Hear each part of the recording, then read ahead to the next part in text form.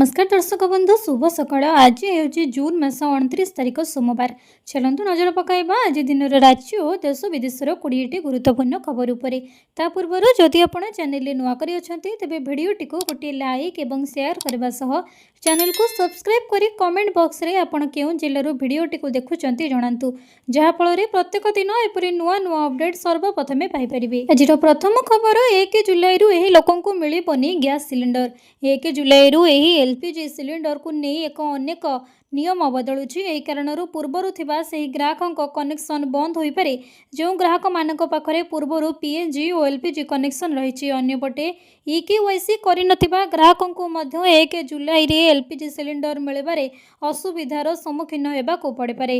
आसंतु जानिबा LPG cylinder सह थिबा केउ केउ नियम परिवर्तन हेबो। गत मासरे केंद्र सरकार LPG regulation of supply and distribution amendment order 2026 को बाध्यतामूलक लागू करथिले। एही नियम अनुसार जो व्यक्ति मानक पाखरे पीएनजी कनेक्शन अछि तांकर इंडियन एचपी एवं भारत गैस कनेक्शन 30 दिन रे बंद हो जिवो। जदि ग्राहक माने निजे निजर एलपीजी कनेक्शन बंद कराई थांती तो तांको कूपन दिया जिवो, जेउथिरे से भविष्यत रे आवश्यक हेले एलपीजी कनेक्शन नै परिबे।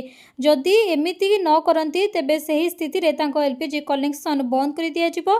सबु एलपीजी ग्राहकों को 3 मास भितरे पीएनजी कनेक्शन नेबाको हेबो। जदि आपणको अंचल रे पीएनजी कनेक्शन अछि तो शीघ्र संभव एही सुविधा करिनियंतु। सरकार समस्त एलपीजी कनेक्शन धारकों पई ईकेवाईसी जरूरी कर दैछंती। समस्त एलपीजी कनेक्शन को 30 जून 2026 पूर्व निजर ईकेवाईसी प्रक्रिया को सारबा को पड़िबो। जदि एपरि न करंती तेबे स्थिति रे तांकर कनेक्शन बंद होई पारे। परवर्ती खबर राति पाइले देवस्नान पूर्णिमा पुरी सहर रे समस्त स्कूल छुट्टी। महाप्रभुंकर दिव्य एवं भव्य देवस्नान पूर्णिमा राति पाइले अनुष्ठित हेबो। विश्व प्रसिद्ध एही यात्रा पई पुरी सहर चलचंचल होई उठिछि। पुरी अभिमुखे हजार हजार भक्तंकर प्रवेश हेउछि। गत राति पाइला बेलकु बड़ दांडरे लोकारण्य होई सारिथिबो। एही वीडियो को दृष्टि रे रखी पुरी महानगर निगम अधीन रे सबु स्कूल आज 29 तारिख छुट्टी घोषणा करा जायछि। प्रथम रु द्वादश श्रेणी पर्यंत पुरी सहरर समस्त स्कूल छुट्टी नहीं जिला शिक्षा कार्यालय पक्षरु निर्देशनामा जारी होइछि। निर्देशनामा अनुसार जे देवस्नान पूर्णिमा भिड़ को देखि पुरी सहर भितर थिबा सब स्कूल आज बंद रहिबो। फल रे समस्त सरकारी बेसरकारी इंग्लिश मीडियम स्कूल बंद रहिबो। सेपरि शिशु वाटिकारु द्वादश श्रेणी पर्यंत पिलांक पई स्कूल छुट्टी रहिबो। गोरवाल स्थित मदर्स पब्लिक स्कूल, माड़ती पाटपुर स्थित प्रभुश्री इंग्लिश मीडियम स्कूल एवं पुरी सदर स्थित ओडिशा आदर्श विद्यालय मध्य बंद रहिबो। परवर्ती खबर सरकार भरिबे कृषि लोन रो अधा सुध चाषी खुशी खबर। आर्थिक असुविधार सम्मुखीन होतिबा चाषी मानक प्रमुख आश्वस्ति प्रदान करी राज्य सरकार राज्य बजेट रे करा जायतिबा एक गुरुत्वपूर्ण घोषणा को पूर्ण करी एककालीन समाधान नीति अधीन रे कृषि ऋण सुध सब्सिडी योजना आरंभ करबा को निष्पत्ति नैछंती। एही योजना सेही चाषी मानक सहायता करिबो जो मानकर कृषि जमी ऋण परिशोध न करबा जोगु नीलाम हेबा आशंका रहिछि। शनिवार दिन जारी होइतिबा एक बयान अनुसार चाषी मानक पई आरंभ करा जायतिबा एही पदक्षेप अधीन रे हिमाचल प्रदेश सरकार प्रति चाषी मानक पई 3 लाख टंका पर्यंत कृषि ऋण उपरे बकिया सुध 50% बहन करिवे। चाषी मानक सहायता पई 50 कोटी टंकार बजेट रखा जायछि। एही योजना द्वारा राज्य सारा प्राय 6356 जन चाषी उपकृत हेबे बोली आशा करा जाउछि। एहार बजेट 50 कोटी रहिछि। एही योजना हिमाचल प्रदेश राज्य समवाय कृषि एवं ग्रामीण विकास बैंक एवं कांकोड़ा समवाय कृषि एवं ग्रामीण विकास बैंक माध्यम कार्यकारी करा जिवो। परवर्ती खबर भत्ता को चाहि रहितिबा वृद्ध वृद्धा को बड़ आश्वस्ति खाता को आसिला 2 मासर पेंशन।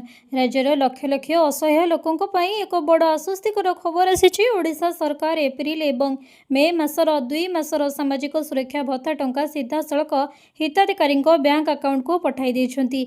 या सहित जून मासर भत्ता टंका पठाइबा काम मध्य जारी रहिछि। सामाजिक सुरक्षा और भिन्नक्षम सशक्तिकरण मंत्री नित्यानंद गंड सूचना दैछंती जे वृद्ध वृद्धा विधवा और भिन्नक्षमों समेत मोट 17,60,435 जन हिताधिकारी अकाउंट को यह टंका पठाई। वर्तमान सुधा प्राय 91.5% हिताधिकारी अकाउंट रे भत्ता टंका जमा हो सारी।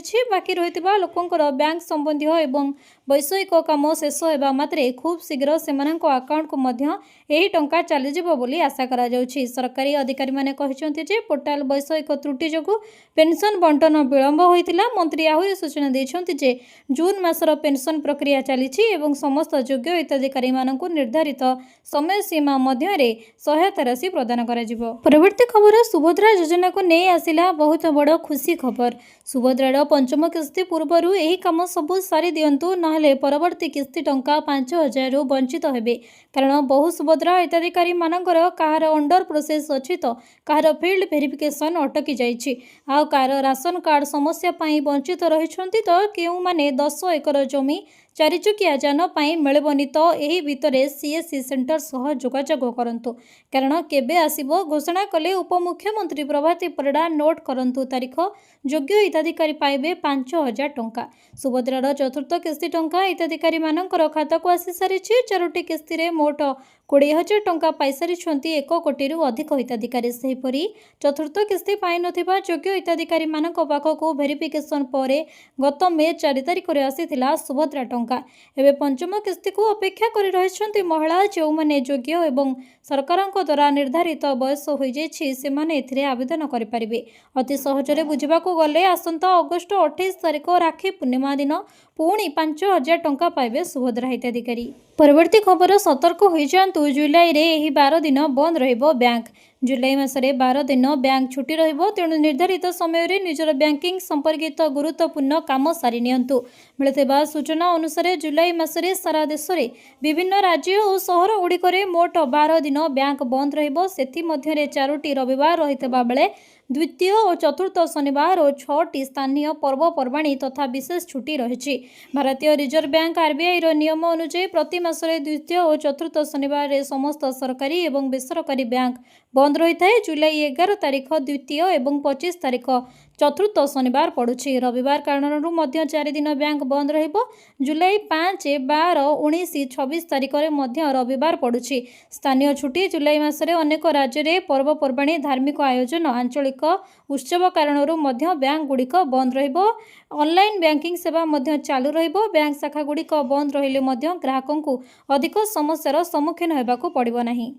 परवर्ती खबर ग्रामांचल में 120 दिन रोजगार ग्यारंटी ओडिशा रे लागू है। VBG रामजी राज्यर ग्रामीण अर्थनीति को अधिक सुदृढ़ करबा एवं ग्रामांचल में स्थायी जीविका सुजोग सृष्टि लक्ष्य ओडिशा सरकार विकसित भारत ग्रामीण रोजगार और आजीविका मिशन योजनार विज्ञप्ति जारी करिसेंति। पूर्व राज्य कैबिनेट यह योजना को अनुमोदन करथिबा बेले वर्तमान पंचायती राज और पानीय जल विभाग पक्षरु विस्तृत गाइडलाइन जारी करा जायछि। अधिसूचना अनुसार आसंता 1 जुलाई 2026 रु योजनाटी राज्य में समस्त विज्ञप्ति ग्रामीण अंचल में लागू हेबो। एहा अधीन रे प्रत्येक योग्य परिवार को वर्ष को 120 दिन अकुशल श्रमभित्तिक रोजगार निश्चिंत करा जिवो। आवेदनर 15 दिन मध्य काम जोगाई दिया न गले बेकार भत्ता प्रदानर व्यवस्था रही। सेहीपरि मजूरी प्रदानर विलंब हेले क्षतिपूरण देबाक मध्य स्पष्ट व्यवस्था करा जायछि। महात्मा गांधी जातीय ग्रामीण रोजगार ग्यारंटी योजनार अनुभूति को आधार करी प्रस्तुत होइतिबा एही नुआ योजना रे केवल रोजगार सृष्टि नुहे बरं ग्रामीण भित्तिभूमि विकास, जल संरक्षण, कृषि उत्पादन वृद्धि, जीविकामूलक संपत्ति सृष्टि, जलवायु सहनशील ग्राम गठन उपरे गुरुत्व दिया जायछि। परवर्ती खबर चाउल हड़प करुछंती रिटेलर। मुख्यमंत्री अन्नपूर्णा योजना रे महा घोटाला। गरीबों चाउल हड़प करुछंती रिटेलर। मुख्यमंत्री अन्नपूर्णा योजना रे महा घोटाला फल शोषणर शिकार होउछंती हिताधिकारी। योजना रे 3 मासर चाउल जोगाई देउछंती सरकार, मात्र हिताधिकारी खाता रे 3 मासर चाउल लेखा जाई 2 मासर चाउल दिया जाउथिबा नै गुरुतर अभियोग होइछि। मुख्यमंत्री अन्नपूर्णा योजना रे महा घोटाला। गरीबों चाउल हड़प करुछंती डीलर। अभियोग कले मिलुछि धमक। केन्द्रापड़ा जिला राजनगर ब्लॉक रे शोषणर शिकार होउछंती हिताधिकारी। योजनार लोकार्पण पर एका संगरे एप्रिल, मे, जून 3 मासर चाउल दिया जाउछि। मुंडु पिछा 5 केजी सहित अतिरिक्त 5 केजी लेखाएं चाउल दिया जाउछि। मात्र ईश्वरपुर पंचायत, बलभद्रपुर और जुनुसनक ଜୁନୁ ସନଗର ଗାଁରେ ହିତାଧିକାରୀଙ୍କର ଚାଉଳ ଲୁଟ୍ କରାଯାଉଥିବାର ଅଭିଯୋଗ ହେଉଛି। ରିଟେଲର 3 ମାସର ଚାଉଳ ଖାତାରେ ପକାଇ 2 ମାସର ଚାଉଳ ଦେଉଥିବା ନେଇ ଗୁରୁତର ଅଭିଯୋଗ ହୋଇଛି। ମୁଖ୍ୟମନ୍ତ୍ରୀ ଅନ୍ନପୂର୍ଣ୍ଣା ଯୋଜନାରେ ପ୍ରଥମ ଦଫାରେ 60% ଚାଉଳ ରିଟେଲରକୁ ଯୋଗାଇ ଦିଆଯାଇଛି। ଚଳିତ ମାସ 18 ତାରିଖଠାରୁ ରିଟେଲର ଏହି ଯୋଜନାରେ ହିତାଧିକାରୀଙ୍କୁ ଚାଉଳ ଯୋଗାଉଛନ୍ତି। ରିଟେଲରଙ୍କ ଅଧୀନରେ ଥିବା 756ରୁ ଉର୍ଦ୍ଧ୍ୱ ହିତାଧିକାରୀ ଏହି ଠକେଇର ଶିକାର ହୋଇଛନ୍ତି। ପରବର୍ତ୍ତୀ ଖବର, ବିବାହ କାର୍ଡରେ ଜନ୍ମ ତାରିଖ ମୁଦ୍ରଣ ବାଧ୍ୟତାମୂଳକ ହେବ। ବାଲ୍ୟ ବିବାହକୁ ପ୍ରଭାବଶାଳୀ ଭାବରେ ରୋକିବା ପାଇଁ ମହାରାଷ୍ଟ୍ର ସରକାର ଏକ ନୂତନ ପଦକ୍ଷେପ ନେବାକୁ ପ୍ରସ୍ତୁତ ହେଉଛନ୍ତି। ରାଜସ୍ଥାନର ଉଦାହରଣକୁ ଅନୁସରଣ କରି ରାଜ୍ୟ ସରକାର ବିବାହ କାର୍ଡରେ ବର ଏବଂ ବରଙ୍କର ଜନ୍ମ ତାରିଖ ମୁଦ୍ରଣ କରିବା ବାଧ୍ୟତାମୂଳକ କରିବା ପାଇଁ ଏକ ପ୍ରସ୍ତାବ ଉପରେ ବିଚାର କରୁଛନ୍ତି। ସରକାର ବିଶ୍ୱାସ କରନ୍ତି ଯେ ଏହି ବ୍ୟବସ୍ଥା ବିବାହ ସମୟରେ ବର ଏବଂ ବରଙ୍କର ସଠିକ୍ ବୟସ ଯାଞ୍ଚ କରିବା ସହଜ କରିବ ଏବଂ ନାବାଳିକଙ୍କ ବାହାଘରକୁ ରୋକିବ। ବିଧାନସଭାରେ ବିଜେପି ଅଧାୟକ ଅତୁଲ ଭାଟଖାଲକରଙ୍କ ଦ୍ୱାରା ପଚରାଯାଇଥିବା ଏକ ପ୍ରଶ୍ନର ଉତ୍ତରରେ ମହିଳା ଏବଂ ଶିଶୁ ବିକାଶ ମନ୍ତ୍ରୀ ଅଦିତି ତଟକା ଏହି ସୂଚନା ପ୍ରଦାନ କରିଛନ୍ତି। ସେ ବ୍ୟାଖ୍ୟା କରିଛନ୍ତି ଯେ ରାଜସ୍ଥାନରେ ଏଭଳି ବ୍ୟବସ୍ଥା କାର୍ଯ୍ୟକାରୀ ହେବା ଦ୍ୱାରା ସକାରାତ୍ମକ ଫଳାଫଳ ମିଳିଛି। ଏହି ପଦକ୍ଷେପ ସେଠାରେ ବାଲ୍ୟ ବିବାହକୁ ରୋକିବାରେ ସାହାଯ୍ୟ କରିଛି। ଏହି ଅଭିଜ୍ଞତାକୁ ଆଧାର କରି ମହାରାଷ୍ଟ୍ର ସରକାର ମଧ୍ୟ ଏହି ଦିଗରେ ପଦକ୍ଷେପ ନେବାକୁ ବିଚାର କରୁଛନ୍ତି। ପରବର୍ତ୍ତୀ ଖବର, ସରିଲା ଭଡ଼ା ଘରର ଚିନ୍ତା। ପ୍ରଧାନମନ୍ତ୍ରୀ ଆବାସ ଯୋଜନାରୁ ପାଆନ୍ତୁ ନିଜର ଘର, ଏପରି କରନ୍ତୁ ଆବେଦନ। ନିଜର ଘର ତିଆରି କରିବା ସମସ୍ତଙ୍କର ସ୍ୱପ୍ନ, କିନ୍ତୁ ଯଦି ଏ ପର୍ଯ୍ୟନ୍ତ ଆପଣଙ୍କର ଏହି ସ୍ୱପ୍ନ ପୂରଣ ହୋଇନାହିଁ, ତେବେ ଏବେ ଆଉ ନିରାଶ ହେବାର ଆବଶ୍ୟକତା ନାହିଁ, କାରଣ କେନ୍ଦ୍ର ସରକାରଙ୍କ ପ୍ରଧାନମନ୍ତ୍ରୀ ଆବାସ ଯୋଜନା ସହରାଞ୍ଚଳ 2.0 ଅଧୀନରେ 1 କୋଟି ନୂତନ ସହରାଞ୍ଚଳ ପରିବାରକୁ ପକ୍କା ଘର ଯୋଗାଇ ଦେବା ପାଇଁ ପ୍ରସ୍ତୁତ ଚଳାଉଛନ୍ତି। ଯଦି ଏହି ଯୋଜନାର ମୁଖ୍ୟ ଉଦ୍ଦେଶ୍ୟ ହେଉଛି ତେବେ ଆର୍ଥିକ ଦୃଷ୍ଟିରୁ ଦୁର୍ବଳ ଏବଂ ମଧ୍ୟବିତ୍ତ ପରିବାରଙ୍କୁ ନିଜର ଘର ତିଆରି କରିବାରେ ସାହାଯ୍ୟ ହେଉଛି ଏହି ଯୋଜନାର ମୂଳ ଲକ୍ଷ୍ୟ। ଆବାସ ଏବଂ ସହରାଞ୍ଚଳ ବ୍ୟାପାର ମନ୍ତ୍ରଣାଳୟ ଦ୍ୱାରା ପରିଚାଳିତ ଏହି ଯୋଜନା ଅଧୀନରେ ସାରା ଦେଶରେ ସହରରେ ରହୁଥିବା ଯୋଗ୍ୟ ପରିବାରମାନଙ୍କୁ ପକ୍କା ଘର ତିଆରି କରିବାରେ ସାହାଯ୍ୟ କରାଯିବ। ସରକାରଙ୍କ ଆଗାମୀ ପର୍ଯ୍ୟାୟରେ 1 କୋଟି ନୂତନ ଘର ନିର୍ମାଣ କରିବାର ଲକ୍ଷ୍ୟ ରଖିଛନ୍ତି। ପ୍ରଧାନମନ୍ତ୍ରୀ ଆବାସ ଯୋଜନା ସହରାଞ୍ଚଳ 2.0 ସମ୍ପର୍କିତ ସୂଚନା ଏହି ଯୋଜନାର ଅଫିସିଆଲ ୱେବସାଇଟ୍ ପ୍ଲାଟଫର୍ମ ଏକ୍ସ ଟ୍ୱିଟରରେ ସେୟାର କରାଯାଇଛି। ଏହି ଯୋଜନାର ଲାଭ ସେହି ସହରାଞ୍ଚଳ ପରିବାରମାନେ ଉଠାଇ ପାରିବେ ଯାହାଙ୍କ ପାଖରେ ଏପର୍ଯ୍ୟନ୍ତ ନିଜର ପକ୍କା ଘର ନାହିଁ ଏବଂ ଯେଉଁମାନେ ସରକାରଙ୍କ ଦ୍ୱାରା ନିର୍ଦ୍ଧାରିତ ଯୋଗ୍ୟତା ସର୍ତ୍ତାବଳୀ ପୂରଣ କରନ୍ତି। ପରବର୍ତ୍ତୀ ଖବର, ସାରା ରାଜ୍ୟରେ ଝଡ଼ ବର୍ଷା ସମ୍ଭାବନା। ଆଜି ପାଇଁ 10 ଜିଲ୍ଲାକୁ ଅରେଞ୍ଜ ୱାର୍ଣ୍ଣିଂ ଜାରି। ଆଜି ପାଇଁ 10 ଜିଲ୍ଲାକୁ ଅରେଞ୍ଜ ୱାର୍ଣ୍ଣିଂ ଜାରି କରାଯାଇଛି। କଟକ, ଜଗତସିଂହପୁର, କେନ୍ଦ୍ରାପଡ଼ା, ଭଦ୍ରକ, ଯାଜପୁର, ବାଲେଶ୍ୱର, ମୟୂରଭଞ୍ଜ, କେନ୍ଦୁଝର, ଢେଙ୍କାନାଳ ଓ ଅନୁଗୁଳ ଜିଲ୍ଲା ପାଇଁ ଅରେଞ୍ଜ ୱାର୍ଣ୍ଣିଂ ଜାରି ହୋଇଛି। ସେହିପରି ଅନ୍ୟ ସବୁ ଜିଲ୍ଲା ପାଇଁ ୟେଲୋ ୱାର୍ଣ୍ଣିଂ ଜାରି କରାଯାଇଛି। ଦେବସ୍ନାନ ପୂର୍ଣ୍ଣିମାରେ ଭିଜିବ ଓଡ଼ିଶା। ଆଜିଠୁ ଆସନ୍ତା 1 ତାରିଖ ପର୍ଯ୍ୟନ୍ତ ସାରା ରାଜ୍ୟରେ ବର୍ଷା ନେଇ ପୂର୍ବାନୁମାନ କରିଛି ଆଞ୍ଚଳିକ ପାଣିପାଗ କେନ୍ଦ୍ର। ଆଜି ପାଇଁ 10 ଜିଲ୍ଲାକୁ ଅରେଞ୍ଜ ୱାର୍ଣ୍ଣିଂ ଜାରି କରାଯାଇଛି। କଟକ, ଜଗତସିଂହପୁର, କେନ୍ଦ୍ରାପଡ଼ା, ଭଦ୍ରକ, ଯାଜପୁର, ବାଲେଶ୍ୱର, ମୟୂରଭଞ୍ଜ, କେନ୍ଦୁଝର, ଢେଙ୍କାନାଳ ଓ ଅନୁଗୁଳ ଜିଲ୍ଲା ପାଇଁ ଅରେଞ୍ଜ ୱାର୍ଣ୍ଣିଂ ଜାରି ହୋଇଛି। ସେହିପରି ଅନ୍ୟ ସବୁ ଜିଲ୍ଲା ପାଇଁ ୟେଲୋ ୱାର୍ଣ୍ଣିଂ ଜାରି ହୋଇଛି। ଆସନ୍ତାକାଲି ପାଇଁ ସାରା ଓଡ଼ିଶାକୁ ୟେଲୋ ୱାର୍ଣ୍ଣିଂ ଜାରି ହୋଇଛି। 29 ତାରିଖ ଦେବସ୍ନାନ ପୂର୍ଣ୍ଣିମାରେ 12 ଜିଲ୍ଲାକୁ ଅରେଞ୍ଜ ୱାର୍ଣ୍ଣିଂ ଏବଂ ସବୁ ଜିଲ୍ଲା ପାଇଁ ୟେଲୋ ୱାର୍ଣ୍ଣିଂ ଜାରି ହୋଇଛି। ସେହିପରି 30 ତାରିଖ ଓ ଜୁଲାଇ 1 ତାରିଖରେ ବି ସାରା ରାଜ୍ୟରେ ବର୍ଷାର ପ୍ରଭାବ ରହିବ ବୋଲି ଆକଳନ କରିଛି ପାଣିପାଗ ବିଭାଗ କେନ୍ଦ୍ର। ପରବର୍ତ୍ତୀ ଖବର, ମିଳିବ 300 ୟୁନିଟ୍ର ମାଗଣା ବିଜୁଳି। ଜାଣନ୍ତୁ କେମିତି କରିବେ ଏହି ସରକାରୀ ଯୋଜନାରେ ଆବେଦନ। ବର୍ତ୍ତମାନ ସମୟରେ ଗରମ ନିଜ ଚରମ ସୀମାରେ ପହଞ୍ଚି ସାରିଛି। ମଝିରେ ମଝିରେ ବର୍ଷା ହେଉଥିଲେ ମଧ୍ୟ ଗରମ ଉପରେ କୌଣସି ପ୍ରକାରର ପ୍ରଭାବ ପଡ଼ୁଥିବା ଭଳି ଲାଗୁନାହିଁ। ଆଉ ଏହି ଭୀଷଣ ଗରମ ମଧ୍ୟରେ ରହିଥିବା ଏସି, କୁଲର, ଫ୍ରିଜ୍ ଭଳି ବୈଦ୍ୟୁତିକ ସାମଗ୍ରୀ ପ୍ରାୟ ଦିନ ରାତି ଚାଲୁ ରହୁଛି ଏବଂ ଏହା ମଧ୍ୟରେ ବିଜୁଳି ବିଭାଗ ନିକଟରୁ ଘରକୁ ଆସୁଥିବା ମୋଟା ଅଙ୍କର ବିଜୁଳି ବିଲ୍ ଦେଖି ଅନେକ ଲୋକଙ୍କର ହାଲୁକ ଶୁଖିଯାଉଛି। ତେବେ ଯେଉଁମାନଙ୍କ ଘରେ ସରକାରୀ ଯୋଜନା PM ସୂର୍ଯ୍ୟଘର ମାଗଣା ବିଜୁଳି ଯୋଜନା ଅଧୀନରେ ଛାତ ଉପରେ ସୋଲାର କନେକ୍ସନ ନେଇଛନ୍ତି, ସେମାନେ ଏବେ ଏହି ଚିନ୍ତା କରିବାର ଆବଶ୍ୟକତା ନାହିଁ। ଏହି ସ୍କିମ୍ ଅଧୀନରେ ଅନେକ ଲୋକ ନିଜ ଘରେ ସୋଲାର କନେକ୍ସନ ନେଇ ଗରମ ଦିନମାନଙ୍କରେ ଘରେ ଶୋଇ ମାଗଣାରେ ଥଣ୍ଡାର ମଜା ନେଉଛନ୍ତି, କାରଣ ସେମାନଙ୍କୁ 300 ୟୁନିଟ୍ ପର୍ଯ୍ୟନ୍ତ ମାଗଣା ବିଜୁଳି ମିଳୁଛି। ପ୍ରଧାନମନ୍ତ୍ରୀ ସୂର୍ଯ୍ୟଘର ଯୋଜନା 300 ୟୁନିଟ୍ ଯାଏ ମାଗଣା ବିଜୁଳି ପ୍ରଦାନ କରେ। ଏହାର ଅର୍ଥ ହେଉଛି ଆପଣ ବିଲ୍ ଚିନ୍ତା ନ କରି ଆପଣଙ୍କର ଏସି, ରେଫ୍ରିଜରେଟର ଏବଂ କୁଲର ଚଳାଇ ପାରିବେ। ଏହା ବ୍ୟତୀତ ଏହି ଯୋଜନା ଅଧୀନରେ ଆପଣଙ୍କର ଛାତ ଉପରେ ସୌର ପ୍ୟାନେଲ ସ୍ଥାପନ କରିବା ଦ୍ୱାରା କେନ୍ଦ୍ର ସରକାରଙ୍କ ଅଧୀନରେ 78,000 ଟଙ୍କା ପର୍ଯ୍ୟନ୍ତ ସରକାରୀ ସବସିଡି ମଧ୍ୟ ମିଳିଥାଏ। ପରବର୍ତ୍ତୀ ଖବର, ଏଥର ଶୃଙ୍ଖଳିତ ରଥଯାତ୍ରା ପାଇଁ କଠୋର ହେଲା ପ୍ରଶାସନ। ରଥାରୂଢ଼ ଶ୍ରୀଜୀଉଙ୍କର ଭୁଜ ଭିତରେ ଠିଆ ହେବା ମନା। ଶୃଙ୍ଖଳିତ ରଥଯାତ୍ରା ପାଇଁ କଠୋର ହୋଇଛି ପ୍ରଶାସନ। ଶ୍ରୀମନ୍ଦିର ପରିଚାଳନା ପରିଚାଳନା କମିଟି ଅନୁମୋଦିତ ବ୍ୟବସ୍ଥାବଳୀ ଭାଙ୍ଗିଲେ କଡ଼ା କାର୍ଯ୍ୟାନୁଷ୍ଠାନ ନେବାକୁ ନିଷ୍ପତ୍ତି ହୋଇଛି। ବ୍ୟବସ୍ଥାବଳୀ ଅନୁଯାୟୀ ଶ୍ରୀଗୁଣ୍ଡିଚା ଦିନ ପହଣ୍ଡି ପୂର୍ବରୁ ଶ୍ରୀଜୀଉମାନଙ୍କର ବିଜେ ଡୋରି ଠିକ୍ ଢଙ୍ଗରେ ବନ୍ଧାଯିବା ସମ୍ପୃକ୍ତ ବାଡ଼ର ବାଡ଼ଗ୍ରାହୀ ଧ୍ୟାନ ଦେବେ। ପୂର୍ବ ଅଘଟଣକୁ ଦୃଷ୍ଟିରେ ରଖି ଏହି ନିଷ୍ପତ୍ତି ହୋଇଛି। ସେହିପରି କେବଳ ଆବଶ୍ୟକ ସଂଖ୍ୟକ ଅଭିଜ୍ଞ ଏବଂ ଦାୟିତ୍ୱ ସମ୍ପନ୍ନ ସେବକ ପହଣ୍ଡିରେ ଭାଗ ନେବେ। ସମ୍ପୃକ୍ତ ଠାକୁରଙ୍କର ବାଡ଼ଗ୍ରାହୀ ଏଥିରେ ଯତ୍ନବାନ ହେବ ଏବଂ ଶୃଙ୍ଖଳିତ ଭାବେ ପହଣ୍ଡି ହେବ। ଶ୍ରୀଜୀଉଙ୍କର ରଥ ଉପରକୁ ପହଣ୍ଡି ବିଜେ ପୂର୍ବରୁ କିମ୍ବା ପହଣ୍ଡି ବିଜେ ସମୟରେ ଅରୁଣ ସ୍ତମ୍ଭଠାରୁ ସିଂହଦ୍ୱାର ମଧ୍ୟରେ ଶ୍ରୀଜୀଉଙ୍କ ପ୍ରଶାସନ ଦ୍ୱାରା ଅସ୍ଥାପିତ କ୍ୟାମେରା ବ୍ୟତୀତ ଅନ୍ୟ କୌଣସି କ୍ୟାମେରା ବ୍ୟବହାର କରାଯିବ ନାହିଁ। ପ୍ରତିହାରୀ ସେବକ ଓ ଆରକ୍ଷୀ ବାହିନୀ ମଧ୍ୟ ଟାହିଆର ସୁରକ୍ଷା ପ୍ରଦାନ ଯତ୍ନବାନ କରିବେ। ଦଇତାପତି ଶ୍ରୀ ଅଙ୍ଗରକ୍ଷକ ସେବକ ହୋଇଥିବାରୁ ଟାହିଆ ସୁରକ୍ଷା କାର୍ଯ୍ୟ କରିବେ। ଶ୍ରୀଜୀଉଙ୍କର ରଥ ଉପରକୁ ସମ୍ପୂର୍ଣ୍ଣ ଉଠିବା ପରେ ଟାହିଆଗୁଡ଼ିକ ସମ୍ମାନର ସହିତ ଖୋଲାଯିବ। ଟାହିଆ ଭାଙ୍ଗୁଥିବା ବ୍ୟକ୍ତି ଓ ଟାହିଆଙ୍କର ଅଂଶ ଧରିଥିବା ବ୍ୟକ୍ତିଙ୍କ ବିରୁଦ୍ଧରେ ଦୃଢ଼ କାର୍ଯ୍ୟାନୁଷ୍ଠାନ ଗ୍ରହଣ କରାଯିବ। ପରବର୍ତ୍ତୀ ଖବର, ଝିଅ ନାମରେ ଅଛି କି ସୁକନ୍ୟା ସମୃଦ୍ଧି ଆକାଉଣ୍ଟ, ମିଳିବ 72 ଲକ୍ଷ ଟଙ୍କା। ଜାଣନ୍ତୁ କେମିତି।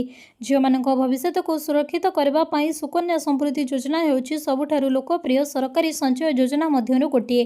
ଅନେକ ବାପା ମା ସେମାନଙ୍କର ଝିଅର ଶିକ୍ଷା କିମ୍ବା ବିବାହ ପାଇଁ ଜନ୍ମରୁ କିଛି କିଛି ସଞ୍ଚୟ କରିବାକୁ ଚାହାନ୍ତି। ବର୍ତ୍ତମାନ ସବୁଠାରୁ ଭଲ ବିକଳ୍ପ ହେଉଛି ସୁକନ୍ୟା ସମୃଦ୍ଧି ଯୋଜନା, ଯାହା କମ୍ ନିବେଶରେ ବଡ଼ ରିଟର୍ଣ୍ଣ ପ୍ରଦାନ କରିଥାଏ। ଆସନ୍ତୁ ଦେଖିବା ଏହି ଯୋଜନା ମାଧ୍ୟମରେ କିପରି 72 ଲକ୍ଷ ଟଙ୍କା ପର୍ଯ୍ୟନ୍ତ ଆପଣ ସଞ୍ଚୟ କରିପାରିବେ। ସୁକନ୍ୟା ସମୃଦ୍ଧି ଯୋଜନା କେନ୍ଦ୍ର ସରକାରଙ୍କ ଏକ କ୍ଷୁଦ୍ର ସଞ୍ଚୟ ଯୋଜନା। ଏହି ଯୋଜନା କେବଳ ଝିଅ ପିଲାମାନଙ୍କ ପାଇଁ ଆରମ୍ଭ କରାଯାଇଛି। ବର୍ତ୍ତମାନ ଏହି ଯୋଜନାରେ ବାର୍ଷିକ 8.2% ସୁଧ ହାର ପ୍ରଦାନ କରାଯାଉଛି। ଏହି ଯୋଜନା ଅଧୀନରେ ବାର୍ଷିକ ଗୋଟିଏ ଆକାଉଣ୍ଟରେ ସର୍ବନିମ୍ନ 250 ଟଙ୍କା ଏବଂ ସର୍ବାଧିକ 1.5 ଲକ୍ଷ ଟଙ୍କା ପର୍ଯ୍ୟନ୍ତ ଜମା କରିପାରିବେ। ଏହି ଆକାଉଣ୍ଟ ଝିଅକୁ 10 ବର୍ଷ ବୟସ ହେବା ପୂର୍ବରୁ ଖୋଲିଯାଇପାରିବ। ଧରାଯାଉ ଯେ ଜଣେ ବାପା ମା ତାଙ୍କ ଝିଅଙ୍କ ପାଇଁ ପ୍ରତି ମାସରେ 12,500 ଟଙ୍କା ସଞ୍ଚୟ କରନ୍ତି। ସମୁଦାୟ 21 ବର୍ଷ ପରେ ମୂଳ 22.50 ଲକ୍ଷ ଯୁକ୍ତ ଚକ୍ରବୃଦ୍ଧି ସୁଧ ପ୍ରାୟ 72 ଲକ୍ଷ ଟଙ୍କା ଜମା ହେବ। ପରବର୍ତ୍ତୀ ଖବର, ପିଏଫ୍ ଖାତାରୁ ଟଙ୍କା ବାହାର କରିବା ହେଲା ସହଜ। ଏଟିଏମ୍ରୁ ମିଳିବ ଟଙ୍କା। ଇପିଏଫ୍ଓ ଆଣୁଛି ନୂଆ ସର୍ଭିସ୍। ଯଦି ଆପଣ ଜଣେ ବେତନଭୋଗୀ କର୍ମଚାରୀ ଏବଂ ପ୍ରତି ମାସରେ ଆପଣଙ୍କ ଦରମାରୁ ପିଏଫ୍ କାଟି ନିଆଯାଉଛି, ତେବେ ଏହି ଖବର ଆପଣଙ୍କ ପାଇଁ ଅତ୍ୟନ୍ତ ଗୁରୁତ୍ୱପୂର୍ଣ୍ଣ। କର୍ମଚାରୀ ଭବିଷ୍ୟତ ନିଧି ପାଣ୍ଠି ସଂଗଠନ ଇପିଏଫ୍ଓ ଏହାର ଲକ୍ଷ ଲକ୍ଷ ସଦସ୍ୟଙ୍କ ପାଇଁ ଏକ ବଡ଼ ପରିବର୍ତ୍ତନ ଆଣିବାକୁ ଯାଉଛି। ଇପିଏଫ୍ଓ 3.0 ସିଷ୍ଟମ ଖୁବ୍ ଶୀଘ୍ର ଆରମ୍ଭ ହେବ, ଯାହା ପିଏଫ୍ ଟଙ୍କା ଉଠାଣକୁ ବ୍ୟାଙ୍କ ଆକାଉଣ୍ଟରୁ ଟଙ୍କା ଉଠାଣ ପରି ସହଜ କରିବ। ଏହି ନୂଆ ଡିଜାଇନ ପ୍ଲାଟଫର୍ମ ପ୍ରଚଳନ ସହିତ ଆପଣଙ୍କର ୟୁପିଆଇ କିମ୍ବା ଏଟିଏମ୍ ବ୍ୟବହାର କରି କିଛି ମିନିଟରେ ଆପଣ ଆପଣଙ୍କର ପିଏଫ୍ ଟଙ୍କାକୁ ପ୍ରବେଶ କରିପାରିବେ। ଏହି ନୂଆ ସେବାକୁ national payment corporation of India ସହିତ ସହଯୋଗ ବିକଶିତ କରାଯାଇଛି। ଏହି ସୁବିଧା ଅଧୀନରେ ଜଣେ କର୍ମଚାରୀ ଟଙ୍କା ଉଠାଇ ପାରିବେ କେତେ ସେ ସମ୍ପର୍କରେ ସଂଗଠନ ଏପର୍ଯ୍ୟନ୍ତ ୟୁପିଆଇ କିମ୍ବା ଏଟିଏମ୍ ଉଠାଣ ପାଇଁ କୌଣସି ନିର୍ଦ୍ଦିଷ୍ଟ ନୂତନ ସୀମା ସ୍ଥିର କରିନାହିଁ। ବିଶେଷଜ୍ଞମାନେ ବିଶ୍ୱାସ କରନ୍ତି ଯେ ବିଦ୍ୟମାନ ଉଠାଣ ନିୟମ କାର୍ଯ୍ୟକାରୀ ହେବ। ବର୍ତ୍ତମାନ ବ୍ୟବସ୍ଥା ଅନୁଯାୟୀ ଜଣେ ଆକାଉଣ୍ଟଧାରୀ ଆବଶ୍ୟକ ହେଲେ ସେମାନଙ୍କର ପିଏଫ୍ ବାଲାନ୍ସର 75% ପର୍ଯ୍ୟନ୍ତ ଉଠାଣ କରିପାରିବେ। ପରବର୍ତ୍ତୀ ଖବର, ପ୍ରଧାନମନ୍ତ୍ରୀ ମୋଦିଙ୍କର ଅପିଲ ପରେ ବଡ଼ ହ୍ରାସ। ସୁନା 13,000 ଟଙ୍କା ଏବଂ ରୂପା 46,000 ଟଙ୍କାରୁ ଅଧିକ ଶସ୍ତା।